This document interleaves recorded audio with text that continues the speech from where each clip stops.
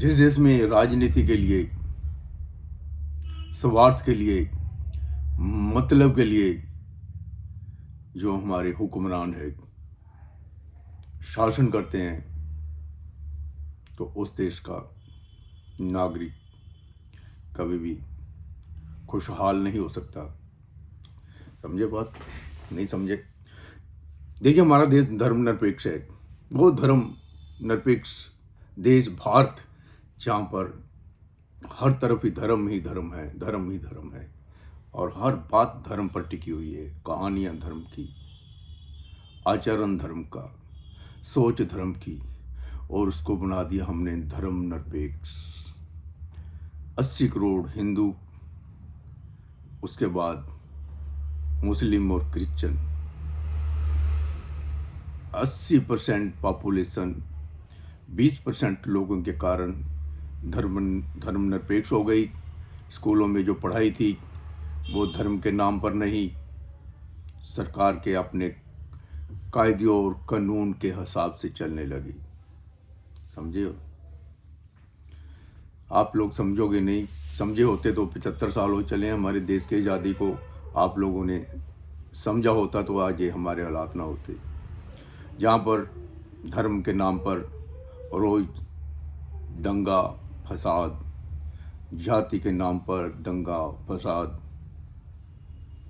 कौन सी जाति है जहाँ पर हर इंसान ही, आज तो जितने भी छोटी जमात के लोग हैं हमारे पंजाब में, हर घर में जितने भी लोग, जो महिलाएं काम कर रही हैं, वो सभी छोटी जाति के लोग हैं। आज वही खाना बनाकर हम लोगों को देते हैं, वही हमारे घर को संभालते हैं। फिर कहाँ चलेगी जातवाद? जहाँ पंजाब में, मेरा ख्याल लुधियाना में तो जात पात नहीं चलता, लेकिन जात पात के नाम पर हम अपना उल्लू जरूर सीधा करते हैं। क्यों करते हैं? यही तो हमारी सबसे बड़ी छोटी सोच है। जब तक हम सोच नहीं बदलेंगे, ये समाज नहीं बदलेगा। इसे बदलने के लिए भी हमें अपने आप को बदलना होगा। देखिए, जो नेता लोग हैं, हर हफ्ते 15 दिन बाद, महीने बाद कोई ना कोई धर्म के नाम पर चर्चा या कोई दंगा या कोई बहस छिड़ जाती है। चंद लोग जो हैं, बहुसंख्यक को, जो मेजोरिटी वाले लोग हैं, उनको नीचे दिखाने के लिए धर्मनिरपेक्ष का सहारा ले लेते हैं, सेकुलरिज्म का सहारा ले लेते हैं, और वोट बैंक की राजनीति में ये जात पात जो है इसको प्रमोट किया जाता है, बढ़ावा दिया जाता है कि आप लोग छोटी जाति के, बहुत आपकी पॉपुलेशन है। पॉपुलेशन छोटी जाति की नहीं, गरीब लोगों की है। जो गरीब लोग होते हैं वही छोटी जात के या निम्न वर्ग के लोग गिने जाते हैं। जिनके पास पैसा आ जाता है, घर आ जाता है, जो कारोबार करने लग जाता है, तो वो तो बड़ी जाति में चले गए। छोटे लोग होते हैं, वो गरीब लोग होते हैं, उनको हम जाति का नाम दे देते हैं, या फिर हम उनको कहते हैं कि ये छोटे जाति के लोग हैं। नहीं, वो जो कर्म करते हैं उनका पूरा उनके भुगतान नहीं मिलता, या फिर वो उनमें परफेक्ट नहीं होते। जैसे जैसे लोग पढ़ेंगे, जैसे जैसे कुछ सीखेंगे, तो वैसे वैसे वो आगे बढ़ेंगे। लेकिन सरकार उनको सिखाने के लिए नहीं, उनको राशन फ्री देती है, उसके बाद और जो फैसिलिटी होती हैं वो फ्री देती है, लेकिन उन्हें ये नहीं सिखाती कि कारोबार करो। अब तो शायद थोड़ा बहुत ये जो प्रेजेंट गवर्नमेंट है सिखाने लगी है, लोगों को बताने लगी है कि आप लोग कारोबार करो, आपको ये हम ऋण देंगे, सब्सिडी देंगे। कुछ चल रहा है, ऐसे चल रहा है, लेकिन 75 साल में जो थोड़ा बहुत चेंजेस जो आने लगी हैं, देखते हैं इसका क्या रिजल्ट निकलता है। लेकिन अभी हमारी सोच बहुत पीछे है। और स्कूलों में जो पढ़ाया जाता है वो 80% जो लोग हैं, उनके जो स्टूडेंट्स हैं, जो सरकारी हमारी एजुकेशन है, उन्हें धर्मनिरपेक्षता पढ़ाया जाता है कि आपका कोई धर्म नहीं है, यानी कि हिंदुओं को कोई धर्म नहीं है।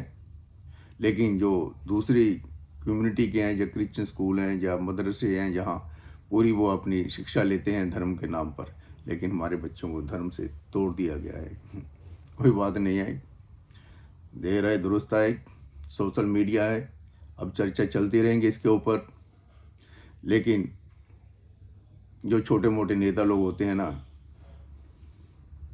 अखबार में फ़ोटो छपवाने के लिए, पुतला फूकने के लिए, एजिटेशन करने के लिए, अपना समाज में दबदबा बनाने के लिए, जात के नाम पर, धर्म के नाम पर कोई ना कोई कुछ ना कुछ करते ही रहते हैं। फिर कहते हैं कि हमको छोटी जो अल्पसंख्यक है उनको दबाया जा रहा है। कौन दबा रहा है उनको?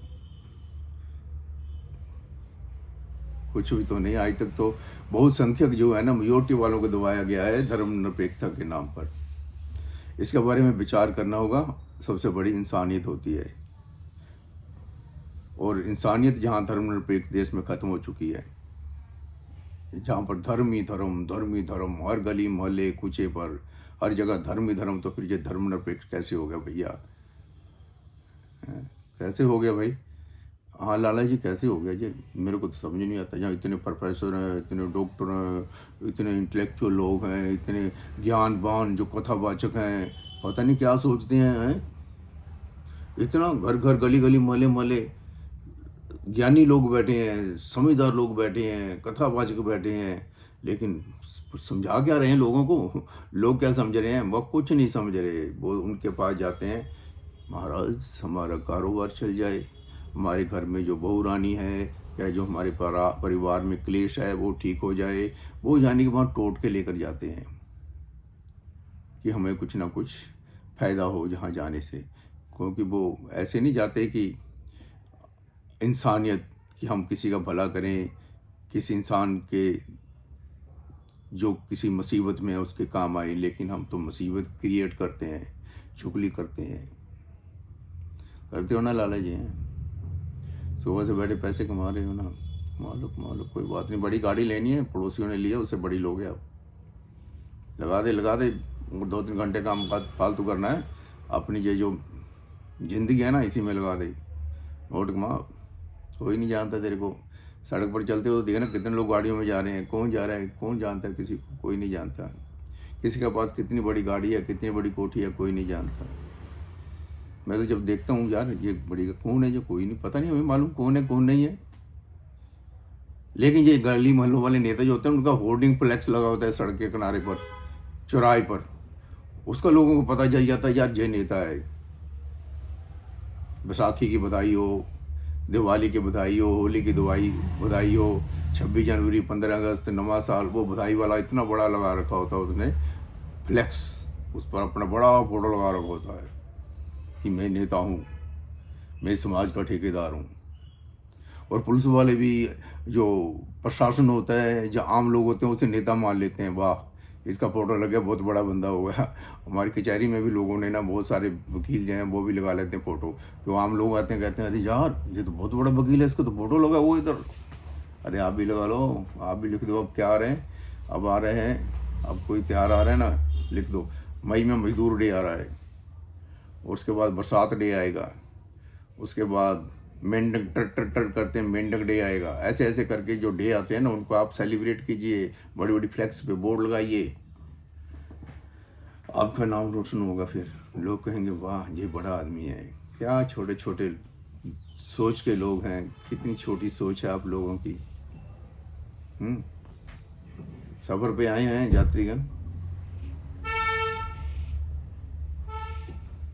यात्रा करने के लिए आए हैं ना, तो उन्हें अपनी यात्रा के बारे में सोचना चाहिए कि ये यात्रा खत्म भी हो जाएगी। लेकिन वो कहते हैं नहीं यात्रा खत्म नहीं होती। और ये जो हमारे कम्युनिटी के लोग हैं ना, हिंदू कम्युनिटी के लोग, अपने बुढ़ापे के लिए पैसा इकट्ठा करते हैं, रात दिन मेहनत करते हैं, बुढ़ापे में काम आएगा। पैसा है तो सब कुछ है, पैसा हो जाता है, लेकिन बुढ़ापा नहीं होता। बुढ़ापा चला जाता है, पैसा छोड़ जाता है। वो लाला जी है, कितनी मेहनत से पैसा कमाता है लाला अपने बुढ़ापे के लिए। और जो ज़िंदगी होती है ना, जो अपना हेल्थ होता है, वो बुढ़ापा जो होता है उसको पैसा कमाने में लगा देता है, उसे सुख नहीं मिलता है। लोन पे लोन लेना, ब्याज पे ब्याज लेना, और उसके बाद वो ब्याज को उतारना, ठगी ठोरी की बातें करना, अपने रिश्तेदारों को, दोस्तों को कैसे चीट करना है उसके बारे में सोचना, अपने आप को बड़ा बनाना, यही तो सब हमारी बातें हैं। अभी मैं बैठा बैठा भी ऐसे बोलता हूँ, किसी देवी देवता का नाम लेता रहूँ तो उससे क्या है, वो मेरी जुबान बोल रही है, जुबान ही बोल रही है ना, जो मर्जी नाम लेता हूँ, रटता रहूँ। लेकिन जो सामने इंसान बैठा ना, अगर उसे दो प्यार के लफ्ज़ बोलोगे ना, भाई भाई क्या हाल है तेरा, क्या तबीयत है तेरी, क्यों परेशान बैठा है, उसके दुख में आप थोड़ा सा सुख भरो ना, उसे तसल्ली दो ना ज़िंदगी की। यही तो ज़िंदगी होती है, यही तो जो इंसानियत होती है, जो हम किसी इंसान का भला सोचते हैं। आप लोग अपने मोहल्ले का, पड़ोसियों का, अपने परिवार का खुशी खुशी घर जाए ना। परिवार में डांट डपट करना, अपने आप को बड़ा बनाना, उल्ट सीधा बोलना, ये सब आप लोगों की ना आदत सी बन गई है। बात कहीं से और ही चली जाती है यार। मैं जब बात करने बैठता तो बात ही गुम हो जाती है। बातें तो बहुत सारी हैं, लेकिन गुंजल में फंस जाता हूँ। बस मेरा कहने का मतलब है कि जिस राष्ट्र को हम धर्मनिरपेक्ष कहते हैं, जहाँ पर सबसे ज़्यादा धर्म है, जहाँ पर जातिवाद है, जहाँ पर इंसानियत की कदर नहीं है, सबसे पहले हम इंसान हैं। मेरे को आप नहीं जानते मेरे क्या धर्म है, कौन हूँ क्या नहीं। आप लोग सुन रहे हैं, मैं नहीं जानता आपके बारे, आप कौन है क्या नहीं, लेकिन इंसान है। इंसान के इंसान काम आता है, बस इतना ही है। 10, 11, 12 मिनट तो वैसे निकल जाते हैं। लोग तो पॉडकास्ट करते हैं, घंटा घंटा बातें करते रहते हैं, बात में कुछ नहीं निकलता। कितनी आप स्टोरी देख रहे हैं, कितना सोशल मीडिया देख रहे हैं, कितनी रील देख रहे हैं, क्या आपके भेजे में घुस रहा है, आपको क्या फ़ायदा हो रहा है। थोड़ा सा सोचो, सोच बदलो, समाज बदलेगा। हमारा तो यही एक जो मोटिव है कि आप लोग जितनी सोच बदल लोगे ना, समाज बदल जाएगा। तो फिर बाद में बात करेंगे। अब गर्मी आ रही है ना, जिसका डर था वही हो गया, अब आ गई गर्मी। कोई बात नहीं, पसीना पसीना होंगे, पसीना निकलेगा। तंदुरुस्त लोगों का निकलता है, लाला जी तेरा भी निकलेगा, गरीब मजदूर का पसीना निकलता है। लेकिन लाला जी निकलने नहीं देते, एसी से निकलते हैं, दूसरे एसी में घुसड़ जाते हैं। पसीना निकाल लाला, कुदरत के खेल, कुदरत के नियम के अनुसार जीना सीख। मैं ज़्यादा बातें नहीं करूँगा, क्योंकि लाला जी बात सुनते नहीं मेरी, कहते हैं बकवास मार रहा है ये, इसको क्या पता है। बिल्कुल लाला जी, मेरे को कुछ नहीं पता, सब कुछ तेरे को पता है, तू सब कुछ जानता है, तू अंतर्यामी है। मैं देख वैसे बेवकूफ़ आदमी आप लोगों से बातें कर रहा हूँ, पर मैं बाद में अंत में एक ही बात कहता हूँ, चंगे कम कर बंदे आते बैठ सदा नहीं रहना। जो करता है मेरा मेरा, ना तेरा ना मेरा है। क्या लेकर आया था क्या लेकर जाएगा, खाली हाथ आया था खाली हाथ जाएगा। साईं इतना दीजिए जहाँ में कुटुंब समाए, मैं भी भूखा ना सोऊं साधु ना भूखा जाए। इतना की चाहिए भैया, ज़्यादा कमा के क्या करेगा रे, हैं। उतना ही कमा जितना तेरे को ज़रूरत है। गीता पढ़, ज्ञान की बातें, बस 2-4 लाइनें पढ़ ले, काम करो तो लोग मोह अहंकार छोड़ दे, बंदा बन जाएगा। यही तो छोड़ नहीं सकता, बस यही तो हमारी सबसे बड़ी कमजोरी है। फिर जहाँ पर मर्जी चला जा, किसी स्थान पर चल जा, किसी गुरु के पास चल जा, किसी धर्म स्थान पर चला जाए, जहाँ पर मर्जी चला जा, लेकिन जब तक तू काम क्रोध लोभ मोह नहीं छोड़ेगा, तेरा भला होने वाला नहीं है। अल्लाह।